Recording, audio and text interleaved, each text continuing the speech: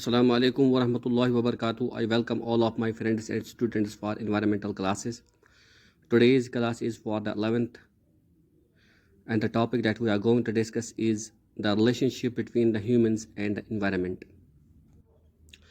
The interaction between the humans and the environment has evolved along with the humanity as the population grows and the development of industrialized and industrializing countries continuously exploit the resources of earth and changing on the environment. तो ये जो interaction है humans और environment के दरमियान, ये बहुत पहले इवॉल्व हो चुकी है। जब इंसान ने इस धरती पे कदम रखा, इस ज़मीन पे कदम रखा, तो जो पॉपुलेशन ग्रो करती है और जो इंडस्ट्रियलाइज्ड और इंडस्ट्रियलाइजिंग कंट्रीज़ है वो कंटिन्यूसली एक्सप्लॉइट करते हैं रिसोर्सेज को, और जिसकी वजह से वो अपने ही इन्वायरमेंट को चेंज करते हैं। तो ये जो इंटरेक्शन है ह्यूमंस और इन्वायरमेंट के दरमियान, तो ये इंटरेक्शन पॉजिटिव भी होती है, नेगेटिव भी होती है। अगर हम सेंसिबली इन्वायरमेंट को इस्तेमाल करेंगे, इसके रिसोर्स को सेंसिबली इस्तेमाल करेंगे, तो ये जो रिसोर्स से ग्रो करेंगे और जो हमारी आने वाली जनरेशन है उनके लिए भी फ़ायदा होगा। तो अगर हम इनको एक्सटेंसिवली इस्तेमाल करेंगे, बेतहाशा इस्तेमाल करेंगे, तो उसका नेगेटिव इम्पैक्ट होगा। ये जो इन्वायरमेंट है ये चेंज होगा। तो इस हिसाब से तो ये जो इंटरेक्शन है, जो हम अपने जो रिसोर्सेस है, इन्वायरमेंटल रिसोर्स है, अगर हम इनको यूटिलाइज़ करेंगे, जितना हम यूटिलाइज़ इसको करेंगे उतने ही प्रोडक्ट्स, जो वेस्ट प्रोडक्ट्स है वो इन्वायरमेंट में रिलीज़ होंगे, उनका इफ़ेक्ट होगा इन्वायरमेंट पर। तो ये जो रिसोर्सेस है ये दो तरह के रिसोर्सेस होते हैं। एक होता है रिन्यूएबल रिसोर्सेस और दूसरे होते हैं नॉन रिन्यूएबल रिसोर्सेस।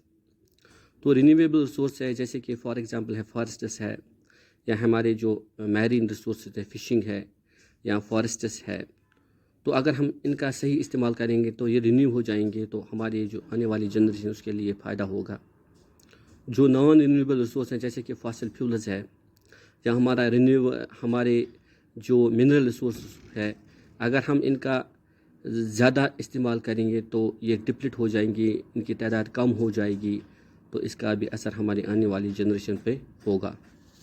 इसी तरह से जो ये रिसोर्स थे इनका जो इस्तेमाल है या इनको जब हम निकालते हैं, एक्सट्रैक्ट करते हैं, अगर ये ज़्यादा होगा, तो अगर हम इनको ज़्यादा एक्सप्लॉइट करेंगे, जैसे कि फॉर एग्जांपल है हमारे फॉसिल फ्यूल्स है, मिनरल रिसोर्स हैं या फॉरेस्ट्स है, तो इनकी जो तादाद है वो कम हो जाएगी, इनकी जो मिकदार है वो कम हो जाएगी। इसका भी असर हमारे ऊपर होगा, जिसको कहते हैं हम एक्सप्लॉइटेशन। तो इसी तरह से कुछ कंट्रीज़ है जिनके जो वाटर रिसोर्स है वो लिमिटेड होते हैं, तो इनको हम क्लासीफाई करते हैं एज वाटर स्ट्रेस्ड और वाटर स्केयर, क्योंकि इनकी जो अवेलेबिलिटी है ऑफ वाटर और इनकी जो डिमांड है इसमें फ़र्क होता है। अवेलेबिलिटी कम होती है और डिमांड ज़्यादा होती है, इसकी वजह से इनकी भी ज़िंदगी में बहुत ज़्यादा असर पड़ता है। तो और जो रिसोर्स है उन पे भी ज़्यादा असर पड़ता है।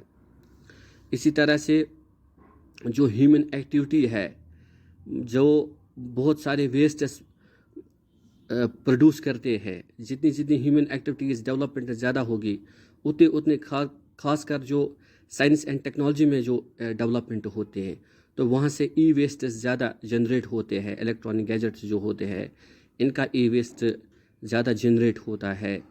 तो वो जो ई वेस्ट होता है वो हमारे जो इन्वायरमेंट है, जैसे कि वाटर है, एयर है या सॉइल है, इसको पोल्यूट करता है।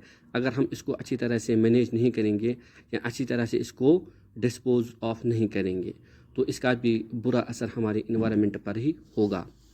इसी तरह से कुछ कंट्रीज़ होती है जहाँ पे जो एग्रीकल्चर होता है वो डोमिनेंट एक्टिविटीज़ होती है, जैसे कि फॉर एग्जांपल क्रॉप्स है या फार्मिंग है। जैसे कि हमारी एक कंट्री जो इथोपिया, वहाँ पे जो एग्रीकल्चर है एक डोमिनेंट प्रैक्टिस है, तो वहाँ से जो निकलता है वो ज़्यादातर हमारा वहाँ से निकलता है मीथेन गैस, जो एक ग्रीन हाउस गैस है, उसका भी असर इन्वायरमेंट पे होता है। तो ये कुछ हमारी इंटरेक्शंस थी between the humans and the environment. I hope you have understood it.